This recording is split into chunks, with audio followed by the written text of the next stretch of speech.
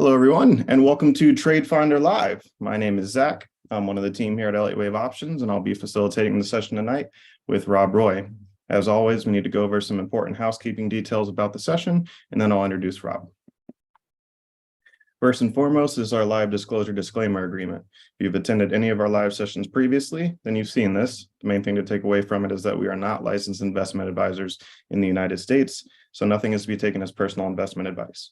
We do have this available on our website. If you'd like to read it in full detail there, certainly feel free to take a screenshot of it if you like, but that's the main point to take away. All right, so for those of us that have been around for some time, we are well aware of this, but for anyone that might be joining us for the first time tonight, welcome. We do have a method for asking questions here, and that's going to be circled on the screen through the Q&A window. We are live streaming to multiple different platforms, so Rob goes through his general presentation, goes through some case study considerations, and with the time remaining, he takes a combination of questions from all of those platforms that we're live streaming to. So the Q&A portion is limited. We definitely won't get through every question. We never do, given with how many platforms we're streaming to and how limited our time is for this session. But with that, just know if we don't get to your question, it has nothing to do with the validity. We just only have so much time, and take that as encouragement to attend the insiders meeting, which takes place every Thursday for paid subscribers only. And there's a 45-minute Q&A portion on that session. So obviously a much higher likelihood of getting your question addressed in that session. Lastly, for any support related queries, I can handle that in the chat window. And of course, for any interaction amongst other attendees, please feel encouraged to use that window. Just make note that for our Zoom audience, by default, it goes to hosts and panelists. So if you would like everyone on the webinar to see your message, be sure to change that to at the bottom to everyone. Last final note, if you want Rob to potentially address your question, please be sure to write it in the Q&A window and not the chat. All right, well, Powell spoke again today, and the market seemed to like it, just like on Wednesday. So interested to hear Rob's thoughts on that. And of course, excited to interact with you all. So thank you for joining us for this live session. At this moment in time, I'll introduce who we're all here for, man of the hour, and that's Rob Roy. All right, buddy, welcome to this week's TradeFinder Live. As Zach said, welcome to everybody on the multiple social media streaming platforms. I've lost track of how many there are. There's so many of them out there, but I really appreciate you spending some time with us. We'll go through the U.S. market update and some of the foreign markets. We have a lot of international viewers as well. We'll review any closed case study alerts that are sent out to our alert subscribers. Zach mentioned we have an event every Thursday night for them. Then we'll review our what would be considered open case study considerations from previous trade finders. We'll see if we can find one tonight as well, and then we'll open it up for a general Q&A. And if you were with us last week, hopefully you followed those case study considerations. We had two of them, and I'm excited to go through them with you once we get there. As far as looking at the market right now, we did rebound today. It was a pretty interesting day, and I know I've talked about this before, and I don't know if any of the viewers have heard me say this or participated in it, because I know some people have, but a good time to see reversals in the market is when the Fed speaks, and those vertical moves that occur when he speaks get reversed. Well, today is a perfect example of that. So here's I look at the 3-minute chart on the S&P futures, and this is starting about 11:30. And then as Powell started speaking, boom, vertically to the upside. And then as soon as he was done, boom, vertically back down.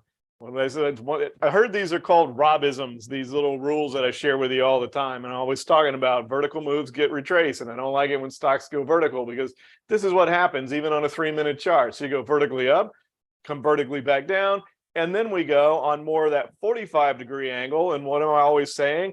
I like it when it moves in a 45-degree angle, because the corrective moves aren't as severe, and they usually hold. And that's what happened into the afternoon. And this is right into the close. So vertically up, vertically back down, and then we go 45 degrees and finish just above where we were at the height of when we went vertical that couldn't hold. So I just thought that that was a really good illustration of one of the things that I'm talking to you about all the time. So thought I'd just go ahead and share that with you. So taking a look at where we are with this move today. So we had the big move at the end of the week with Powell's comments on Wednesday, as Zach said. the market seems to like this. They were talking about the same thing, this cool, calm demeanor that he has.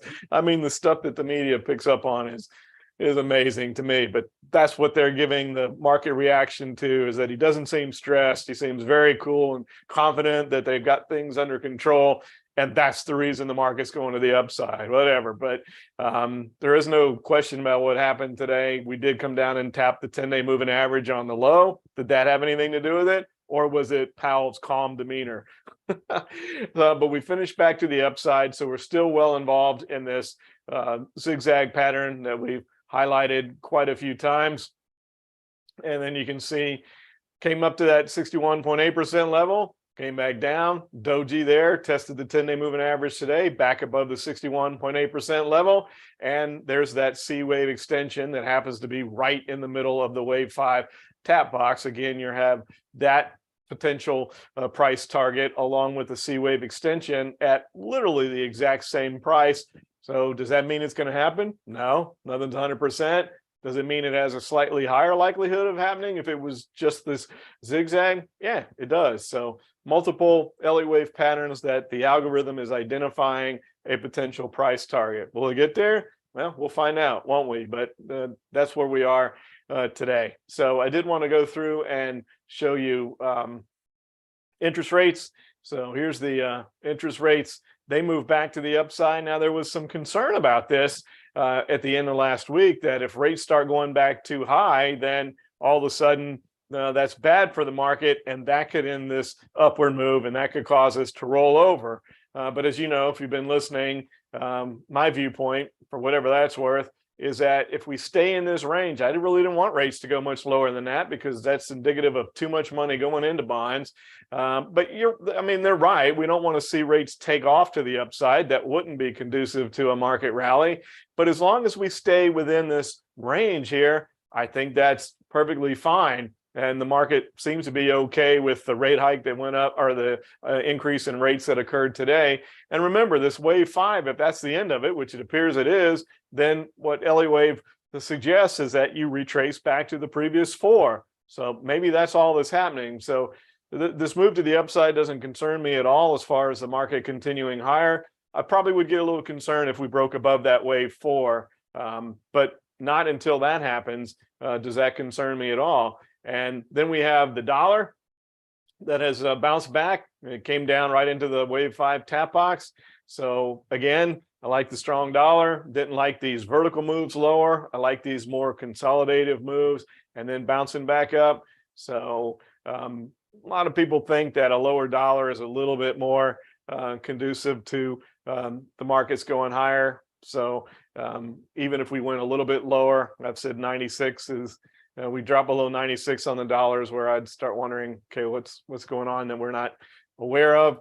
But again, we're kind of in that sweet spot, I think, with both rates and the dollars. So I feel pretty constructive on the market right now. There is a little bit of conversation regarding this excess money that consumers have, going back to COVID and all that kind of stuff that occurred.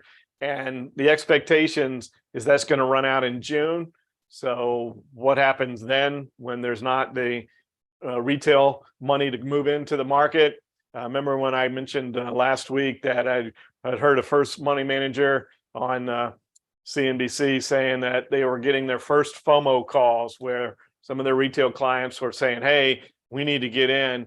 And when you start hearing that the last of the retail money is coming into the market, that's when you start to get nervous. So think of how this could play out. It's almost too clean, though. And so when you see it all set up like this easy, it makes you a little bit nervous. But the last of the retail money starts coming in, we move up, we hit this C wave target, probably around, May, June, somewhere along those lines. And then if those forecasts are right, those that watch, what's in bank accounts, et cetera, then perhaps we get a pullback at that point in time. It all seems to fit, doesn't it? So again, it almost is too clean and too easy. So that likely isn't going to happen, but it's a scenario that I just wanted to share with you because it does make some sense. Anyway, wanted to show you the VIX because, as we've talked about, this is what those that are bearish on the market can hang their hat on the fact that the VIX is really low. We broke below 18, we came back up, but this choppiness down here, we're having some corrections in the market, but we're moving back to the upside.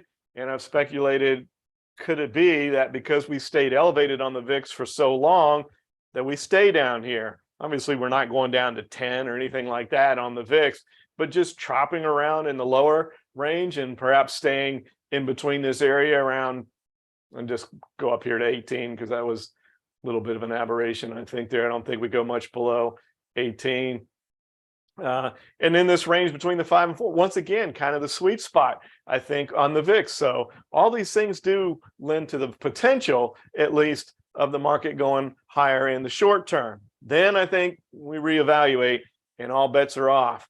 I want to pause for a second. If you're with us last week, you met this gentleman. He's a good friend of mine. I have tremendous respect for him. And those of you that know me or have heard me in seminars know that I don't say that about a whole lot of people in the financial advisory world because there's so many ulterior motives behind people, but this guy is the real deal, and we're super excited to have him coming along and joining us here at Elliott Wave Options. And he's got a strategy that he really likes, and he's going to share with you. We talked about this last week, but it's going to be tomorrow at 9 p.m. Eastern time.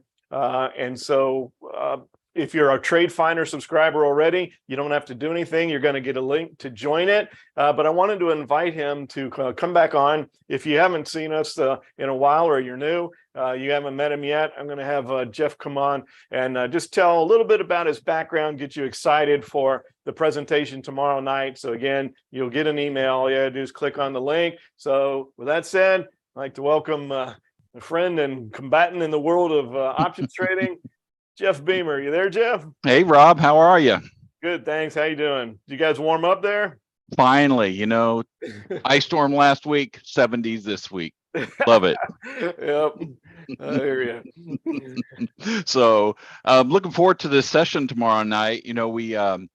We kind of gave a little hint last week about it. And for those of you that aren't really familiar with who I am a 35 plus year industry veteran. I have been around the market since the early 80s and have had my share of successes and failures, but over the years have refined my trading skills and eventually became a professional money manager. I've managed several hedge funds, several mutual funds, and I've founded 3 different investment companies over the years. So I've been heavily invested in the securities market now for, as I mentioned, well over 35 years.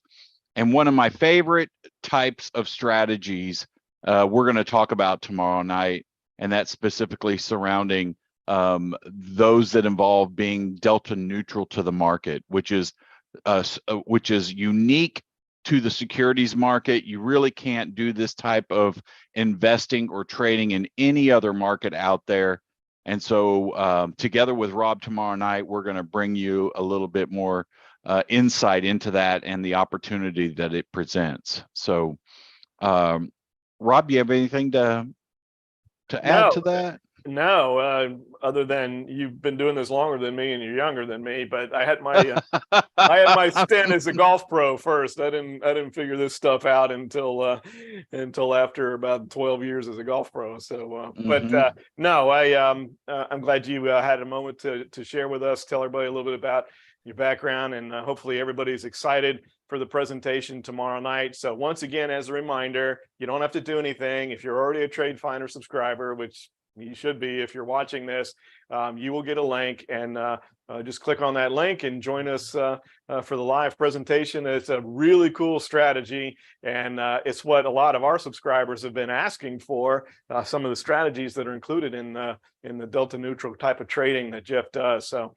hopefully everybody will be with us, and we'll see you again tomorrow night. And Jeff, thanks so much, and I look forward to sharing the mic with you tomorrow night as well. Sounds great, and hope to see everybody there. It'll be a lot of fun. Yeah. Have a good night. Okay, thanks, Jeff. All right, so as we go through and take a look at the rest of the markets, we covered the S&P pretty well, I think. Let's take a look at the diamonds. Now, if you remember, we've been talking about this large triangle that's formed in the diamonds, which could break either way. And you don't want to speculate. It looks like it's kind of trying to sneak a little bit to the upside. You can't really call that a breakout yet, in my opinion, because it hasn't exceeded this high here. So once it does that, if we move and get above this area here, which we're kind of bumping our head against, then you got to call that an upside breakout. And then, of course, you look for the follow through. I just wouldn't classify it as yet, just something to keep an eye on to see if it's trying to sneak its way out to the upside. Now, we had talked about in our insiders meeting on Thursday night, one of our subscribers was saying, well, where's the money going to come from? The bullish on the Qs going forward, but could there be a scenario where money comes out of the Dow to go into the Qs?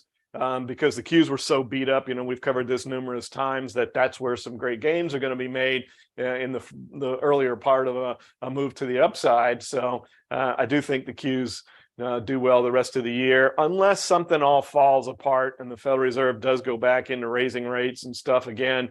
Doesn't sound like that's coming, at least not now. I know there's concern about if inflation comes back, et cetera, with China opening up, all those kind of things. But unless that happens, the Qs should do better. So where's the money going to come from? Well, if the Dow breaks to the upside, that's not going to be it.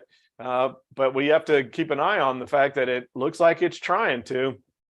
So perhaps next week we'll be able to confirm a breakout one direction or the other. And speaking of the Qs, let's take a look at those right now. And you can see that pretty much like the S&P, the Qs and the S&P are fairly similar patterns now. I mean, they weren't before, obviously, but now they are. And so we've come down here and closed this gap that occurred and then back to the upside again, just like the S&P did today. We were a bit overbought and we came back down. We've held 300 now, which we talked about before was going to be an area the market needed to get above. It did. Had that little doji yesterday, break back to the upside today. Pretty constructive there as well. It sure seems like now the only thing that concerns me here is this is a little more vertical. And if we go back to the S&P, you can see that's kind of more on that 45-degree angle. We got a little bit ahead of ourselves towards the end of the week, but we've corrected that and we're still back on kind of that channel here right there, that 45-degree angle. But when you look at the Qs, it's just a touch more vertical than that, so that's a little bit concerning, but it's not so vertical that I'd say, hey, we're going to have a correction in the Qs, but maybe not quite the kind of strength to the move that we've had. It needs to calm down a little bit if this move is going to hold. And then our good friend, the IWM, that finally got above that level at 190 and just kind of hanging around here in this 200 area, down to the 10-day moving average there as well. And so it looks like this trading range is setting up for perhaps moving in through the summertime here with the 190 being support now instead of resistance and 210 being resistance. And look where the 210 level happens to be, right where the wave 5 forecast. Now, for those of you joining us, YouTube, etc., I just want to highlight this. By the way, this software program is called Profit Source. You can find out more about it at hub.com. There's some super cool stuff about to happen with it, but it's the best Elliott Wave software I'm aware of that exists, and it's programmed directly to Ralph Nelson's algorithm that he wrote. It's nobody's personal adaptations. There's no tweaking or whatever. It's just pure Elliott Wave. And so if you like that, which I do, that's what drew me to it in the first place, you software that you want to check out. But when it shows you this does not mean the wave 4 is underway. What it's trying to do is give you projections. It's called the time and price projection boxes. And so what it means is that if the wave 4 were to start today, you could expect it to find some support there. And if that occurred, then the wave 5 extension should be up around here. Now, what ends up happening is for some reason, these prices are being calculated in the algorithm. And if the wave 3 continues, often the wave 3 will go to where this price is. So you can use that in addition to zigzags, which is what I do, and the DMI or their confirming indicators to give you a rough idea of where a wave 3 may end. And that's the hardest part of trading a wave 3, right? is figuring out where it's going to end, because sometimes those wave 4 corrections can be pretty strong too if you have a strong and vertical-ish wave 3. So wanted to share that with you. Bitcoin has pulled back just a little bit, and so perhaps a test down to 20,000 is warranted, but not a given. So kind of holding in there right on the 10-day moving average. So it may not be looking to come down and test the 20,000 level. It may have just said, well, let's just hang around right on the 10-day moving average for a while. But as long as we can stay above the 10-day moving average and stay just underneath that 24,000, in my opinion, that gives more energy, more potential for a break of 24,000. And as you know, what comes next is a pretty easy run to 28,000. I think if we break 24,000, that 28,000 level gets hit in very short order. So I don't think it would take very long to get there at all. So it looked like maybe something was going to happen, but so far it's held in there. So just a slight pullback to the 10-day moving average. And then we'll see. We break the 10-day moving average then. And I don't think that if we test back down to 20,000, as long as we, trade it around there and underneath there, would be that negative for Bitcoin. But holding up here above the 10-day moving average is certainly more bullish along those lines. So looking at the Aussie market, EWA, we'll look at the XJO on Thursday night. And so you can see we did have a little bit of a pullback there after hitting that wave 5. So the question becomes now, was that it? Was that the end of the wave 5? Are we looking at the EWA to come back down towards this level here around 22, where we had that perfect doji there on the wave 4 correction, right? The 50% level, and that was it. We took off. So we went sideways, and then there's the indecision, and then boom, to the upside. But I think that's pretty healthy. The break of the 10-day moving average is a little bit of a concern, but this is what is important right now, and we're right there. Is for me, if I was trading the Aussie to the long side, I would want to see that wave 3 high hold. So right here on the EWA, you want to see 24 hold. It did today. So we had a little doji yesterday. It held today, but we did tap the 10-day moving average on the high. We're going to want to get back above that, but just consolidating here between 24 and 25 for a little bit, and then making a run higher. That's not out of the realm of possibility either. We've got an 80% extension with a 50% correction. So this wave 5 could easily go up to 100%. So, it just, is this constructive? I think so. There's nothing concerning there to me, unless we break below 24. Then that changes everything, and I have a whole different opinion of what could be going on there. So the EWC, looking at that, same type of scenario here, 86% extension on the wave 5. But we've given up the wave 3 high, but this level here at 35 is a pretty strong support resistance area, and slightly different. We are back above the 10-day moving average in today's move on the EWC. So yeah, being back above the 10-day moving average, holding 35, we gave up the wave 3 high, but those two things are pretty strong. So there's nothing real concerning here yet as far as what could happen with the Canadian market either. It seems like the China stocks kind of recovering a little bit from the shooting down of that balloon. Seemed to knock anything China related went down for a few days, but they seem to be gathering themselves too. Perhaps they can turn and head back to the upside. We have an alert for our subscribers on YUMC.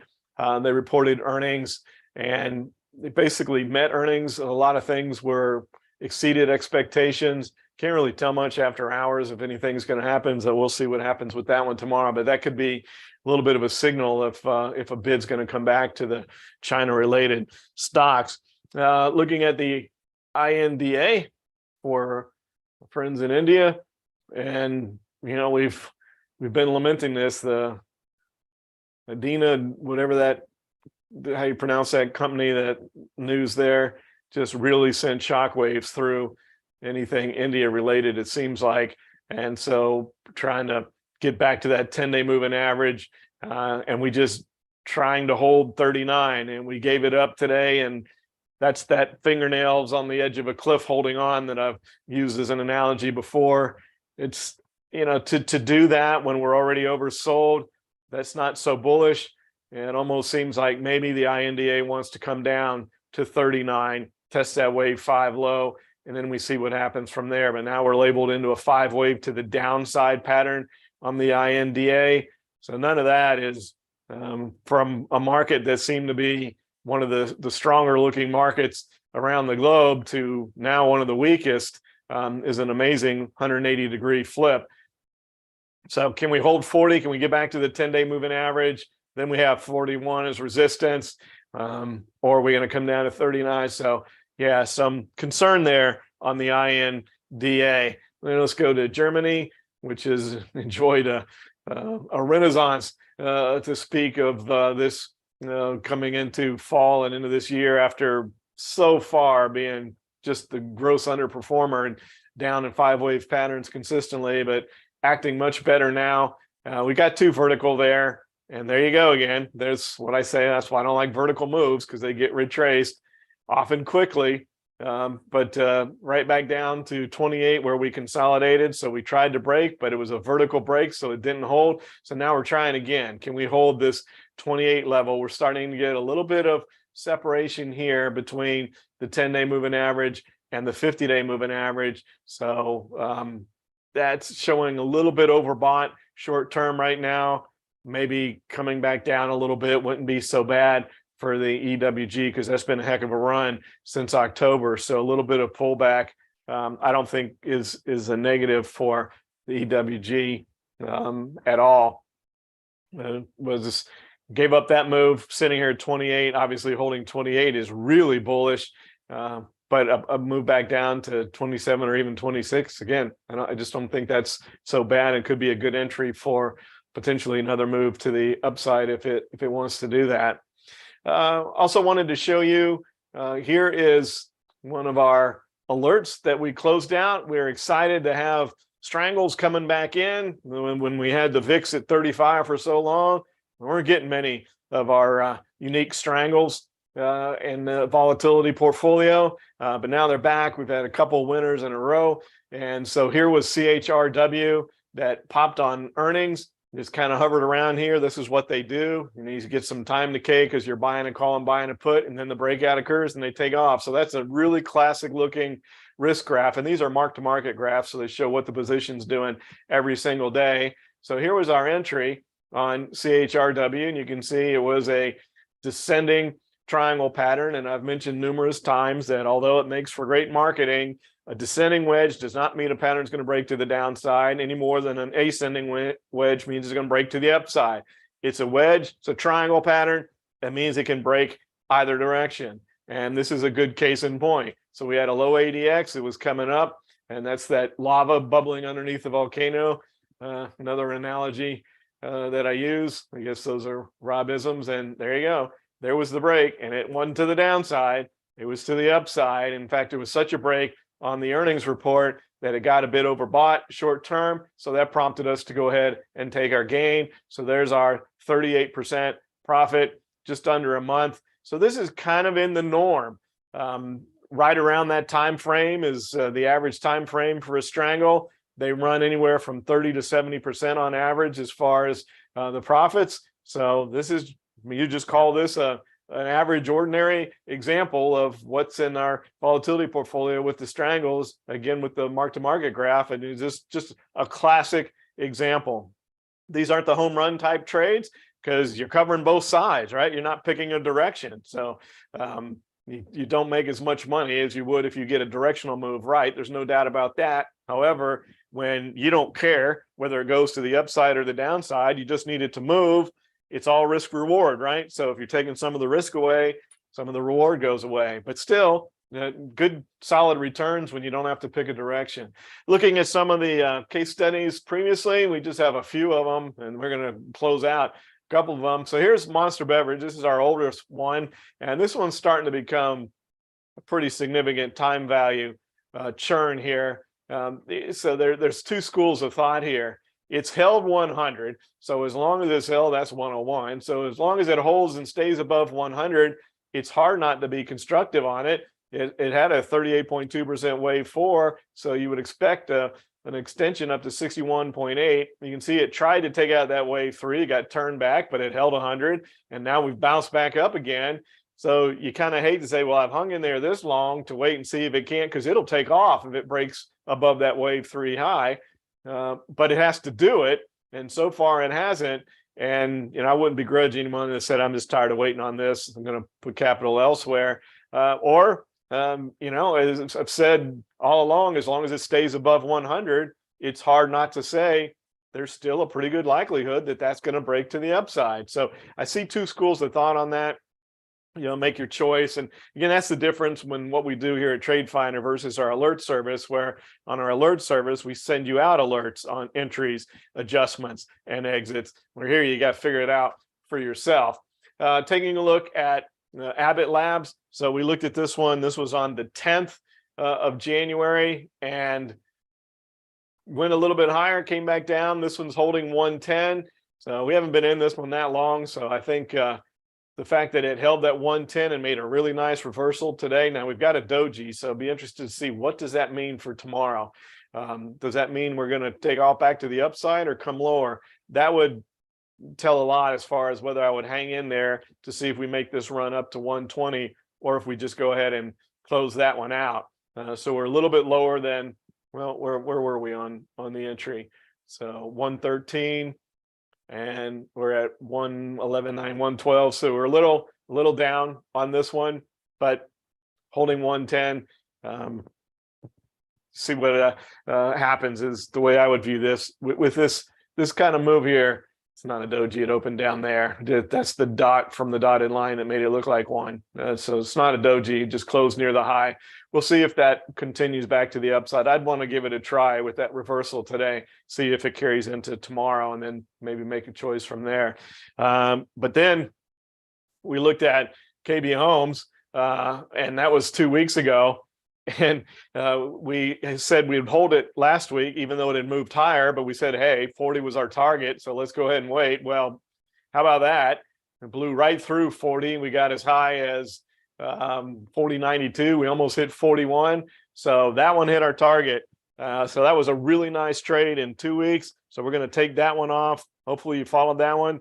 Two of the trades, Toll Brothers, which was a big winner, KBH, which was a big winner. The housing market makes no sense to me at all. How you justify that fundamentally, but it's moving to the upside. And so that's why we trade the charts.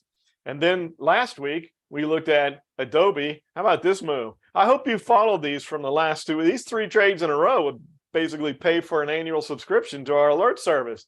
If you follow these, so you got that one, and watch what happened with Adobe. Bam! How about that? Got all the way to a high of 402. So if you didn't take that off, you're getting greedy.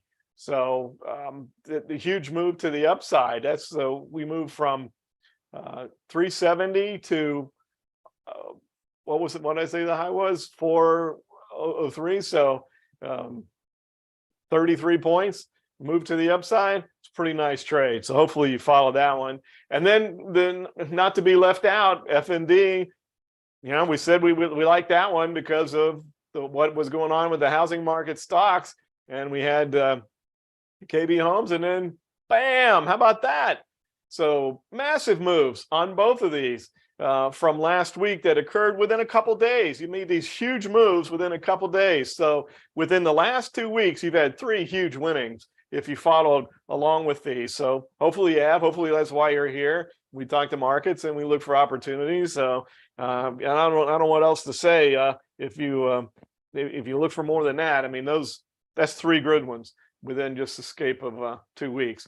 Oh, well, that puts the pressure on tonight, doesn't it? So let's see what we can do. See if we can find something that comes anywhere remotely close to that performance from the last 2 weeks here tonight. And so we'll go to the impulse. And I made a comment. Was it last week? I think it was last week that I couldn't remember seeing 33 results on my impulse search. That almost made me a little bit nervous. We did go down a little bit before we came back up. But yeah, that was That was like, ooh, that's the most I've ever seen.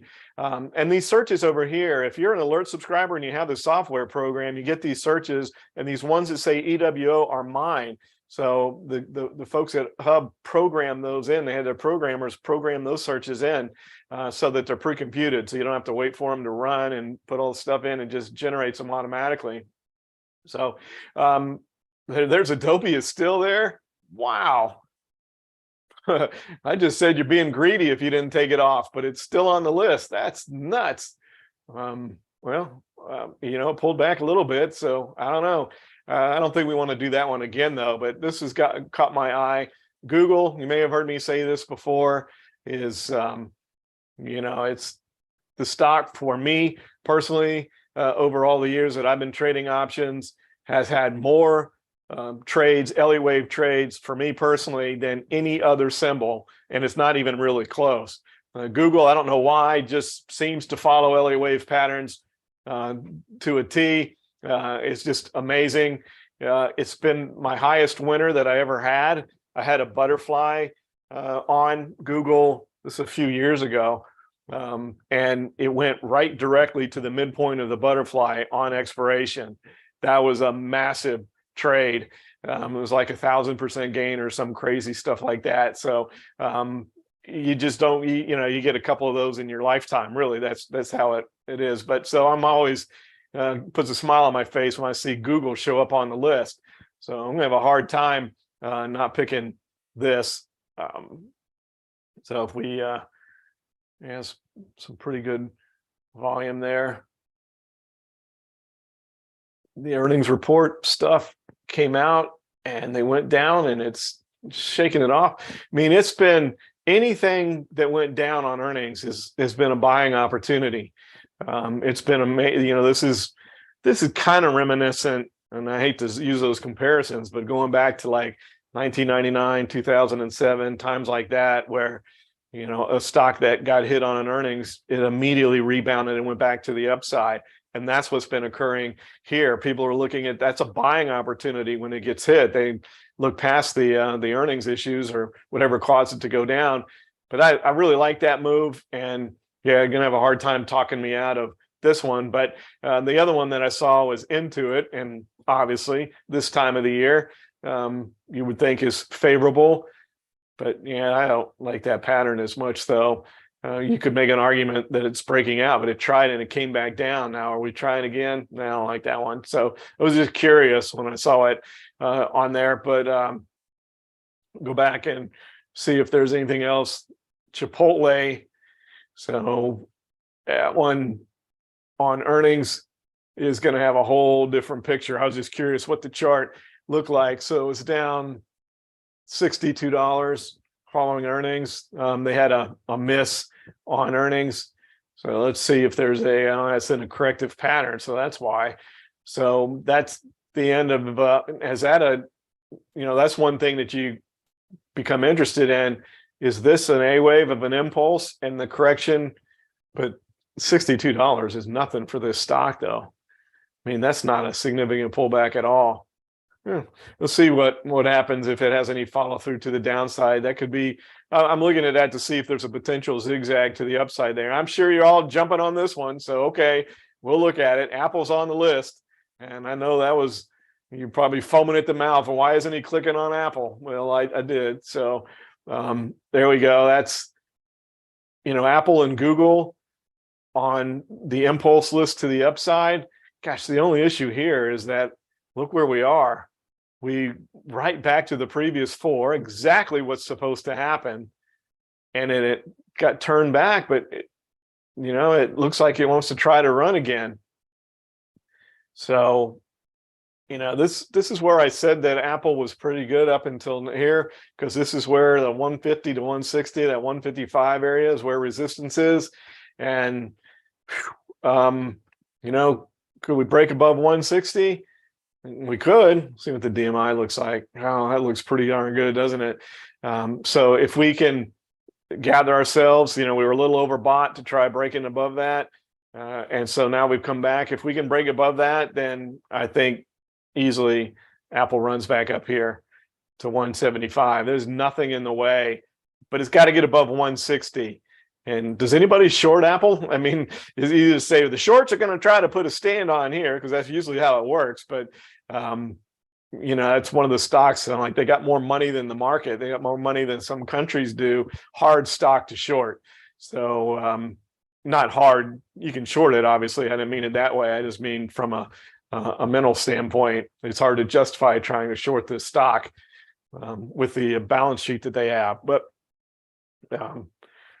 if you want to be conservative, you say, let's see it break 160 first, and then we've got something going. If you're aggressive, you're like, that's a good pattern. The DMI is supportive. I don't want to wait. So that's the two schools of thought there. Aggressively, you go now. If you want to be a little more conservative, all right, let's let it break above this 158 high here, 157.5, get to 160, show us it can do it. There's still plenty of room for the move to the upside. So, everybody has to determine their own risk tolerances, what their trading mentality is. Do you consider yourself an aggressive trader? Can you stomach when things go the wrong way if you're being aggressive? Because it's probably going to happen. If you're being aggressive, things don't go in a straight line. If you're more conservative, what's the drawback? You miss some of the move, right? When you're right, you miss some of the move. You don't generate as many gains or as high a gains. But in theory, perhaps you don't have as many losses. So, it's just everybody has their own mentality, and it's the trader psyche is what you have to figure out where you lie and generally be comfortable with it. If you're going to be aggressive, be willing to have some nights where, okay, that wasn't a very good day. That goes along with the territory. But anyway, I'm going to pick Google and I'm going to put down a note. So I'm going to take the conservative route on Apple. I'm going to say if it can break above this wave 4 high, so if it hits 160, we go in, because I might do that before next week. So for me, Apple hits 160, then I'm interested. But for now, it's going to be Google. And see what the chart with the L on it looks like.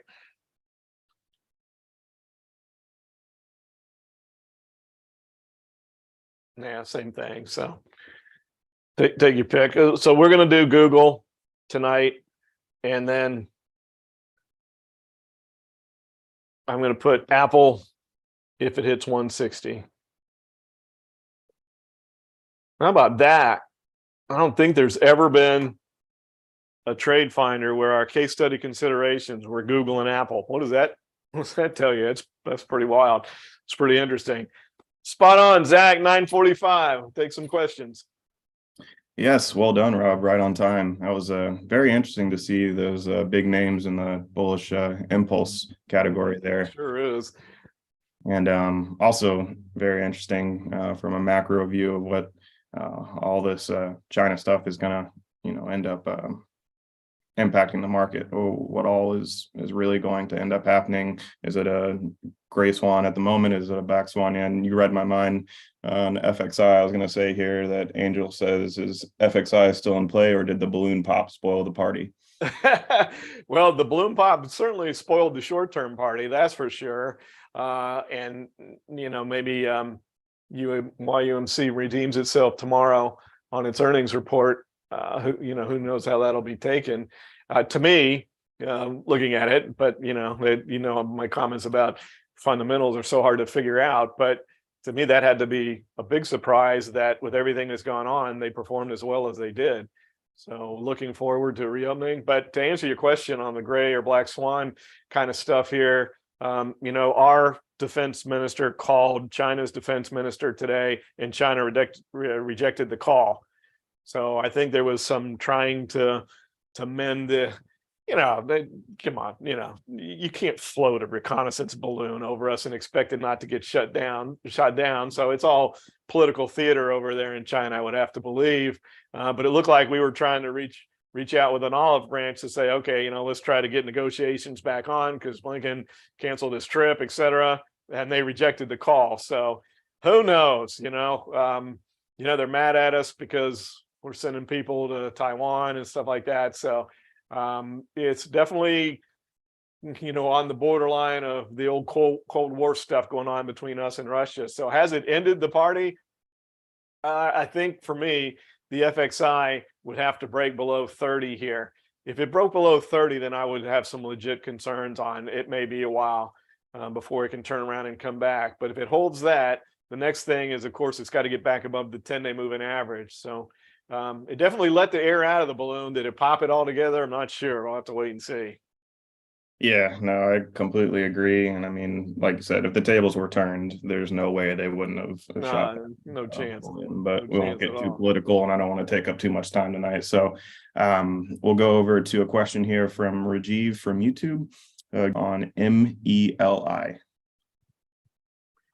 Gosh, this was a wild. So I used to trade options on this stock because it moved. It was insane how much this stock would move, and we're going way back now. But look at this stuff. It was crazy how much this stock moved. So, you hold your nose and jump in the water here, because this stock is nuts. The volatility is off the charts, which makes the options extremely expensive. So you got to be right, or the losses mount very quickly. But right here, that was key, getting above that 1080 level. We got a little vertical, but we've corrected that. We filled the gap today and was able to recover the 10-day moving average. It doesn't do this stuff very often with this long channel here and the break above. Even if it came down and tested 1080, I wouldn't be too concerned with that. Yeah, I think this could be an opportunity there. Well, that's till I saw the ADX bending back down. It's consolidated this move, but I don't like that ADX turning back down. Technically, as far as the DMI, you're okay if the ADX were to straighten out and not come back down below 40. But if it continues down and breaks 40, then that means the move's over. And it probably doesn't hold 1080, and we back down into this range in here. Let's see what the CCI looks like. It's okay. Yeah, it's got good CMF support. So maybe that ADX straightens itself out and turns and goes back to the upside. That's a concern. But if you're looking for something super aggressive, and this is money, like, okay, I lose this, no harm, no foul. Because that's what this is. This is ultra aggressive. It's already aggressive to start with, but it is in a wave 3, and the price action today was super constructive to come down and fill the gap and reverse and get back above the 10-day moving average. If you wanted like I said, hold your nose and jump in the water type of a speculative trade, that's a good one to try. But I wouldn't put a lot of money into it. Because you can make a lot on a little, but it's not one that I would put a bunch in. But if this is something for the super aggressive part of your portfolio, it's pretty interesting. Thanks for bringing that one up. I haven't looked at that stock in years, honestly. I used to trade it all the time, because if you got it right, it was fun. Absolutely, yeah, that was good to see. I don't think from when I've been here, I don't remember seeing that chart. So I don't think we have. New one. All right, so there's a lot of requests around UNG. Figured that was coming. We did send out an alert today, and we talked about it last week, and probably could have gotten a little bit better entry on it, but was just waiting to see a signal here. So back to the upside, or to the upside yesterday, not back to the upside, and then some follow through today. It is a little aggressive. It's in our speculative portfolio. This is part of the reason why, because it's still under the 10-day moving average, but it's super overbought or oversold, as I've been describing for a while. So we took a shot at it. It actually went up from where we got in. It's up about 12 cents from where we got in, but again, it's speculative. We're looking at the fact that it's oversold. It's gone vertically to the downside, and I think a little bit of a bounce here is warranted. Cold weather not hurting too much either. I just want to be super clear here. We're not looking for any sort of a big move back to the upside out of UNG. Far from it. Just looking for a little bit of a move back up, perhaps somewhere in this 12 area. here to correct some of this vertical stuff, very similar to what we did with Tesla. Tesla decided to recover it within a couple days. Hopefully this continues its upward march. Maybe it bumps its head a little bit on the 10-day moving average and bounces down a little tomorrow. We'll see.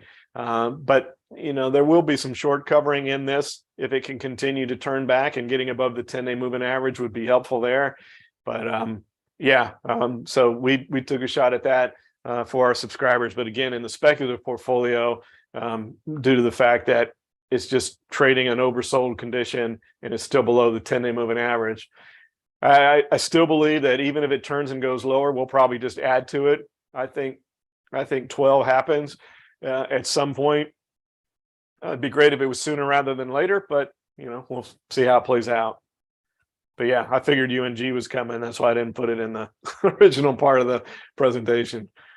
Yeah, no worries. Thanks, Rob. You were correct. There was a lot of questions around that. So I'm going to give you as many questions as we can. As always, we got tons and tons of questions and limited time. Couple symbols here for you from Jason. First one is DKNG. Oh. DraftKings. Not a bad time of the year for it. The biggest betting day of the year is Super Bowl. So you would think that probably get a little bit of an upward bounce from that. Not a bad looking DMI. It's not in a 5-wave pattern. So the corrective move, did we correct enough to be a zigzag there? Not sure. That was enough of a correction. Pretty darn close. But that's 100% extension, which is what that's supposed to do since it broke the 61.8. So, but is it going to really stall here and not go up and look at least 19? I think that would be difficult to imagine that we don't at least come up here to 19. Yeah, that looks.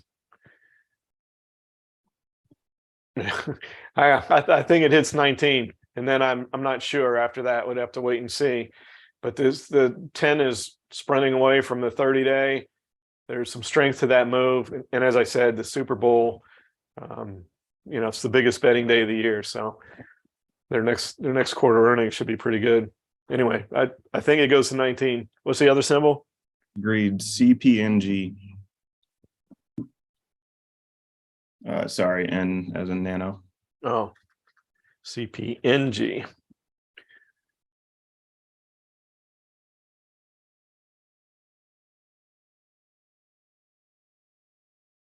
And Coupang, sure. Where's the ADX? Yeah, it looks like not sure what the options look like. Looks like a pretty good strangle candidate.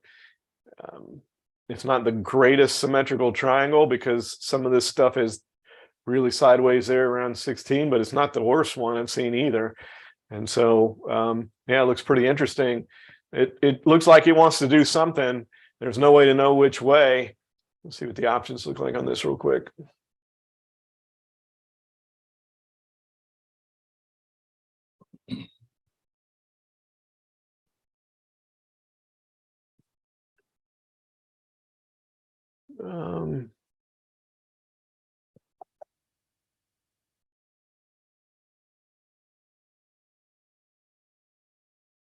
Well, better than I thought. More choices than I thought. Yeah. So wow, they got 50-cent strikes on that. Wow. Okay. So I think that looks like a pretty good setup for a strangle there to me. It's shown they can move in the past. I mean, that stock has been able to move. So if that's what you were asking about, I think that's a good spot. Yeah. Thanks, Rob, and good find there, Jason. Yeah. We will go over. We got a few requests on ENPH. Rick here says that I expected it to beat earnings, and tonight it did by 18%. Says he's been killing it. Question here from MD says, can you please check ENPH? I'm long this moment. Does it have more room to go? Well, based on that comment on the after hours, it sure sounds like it. So let's see. Oh yeah, you're gonna be happy tomorrow. Yeah, so it's trading. It got up to 255 on the high and is holding at 247 right now. So you're going to be happy tomorrow. And the big thing from a chart standpoint, gosh, another one that held on, just like what was the market that held on at 78%? Was it Germany? It wasn't Germany. It was Canada. And so the breaking back above this level here at 240 is really key. So I would watch this one tomorrow, and as long as it can hold that break above 240, it probably has some momentum behind it. So that's really key. It's interesting to see.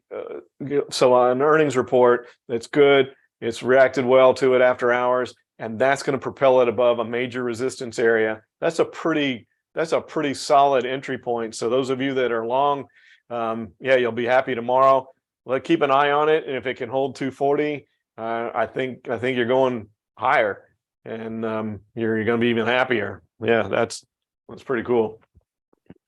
Absolutely. And at this time, I'd like to remind everyone to smash that like button if you've enjoyed the webinar so far. Will from YouTube wrote that in the chat, so thank you, Will. And just wanted to further that. It goes a long way, and we appreciate it. Thanks, Will. Next up, we will go with Hamad from YouTube, who would like to look at PDD. Yeah, so we'll find out, won't we, if these stocks can start to get a bid back. So everything just. He's like, boom, shot the balloon. Everything came back down. So not only the balloon, all the stocks came with it. But so holding at 90 was key.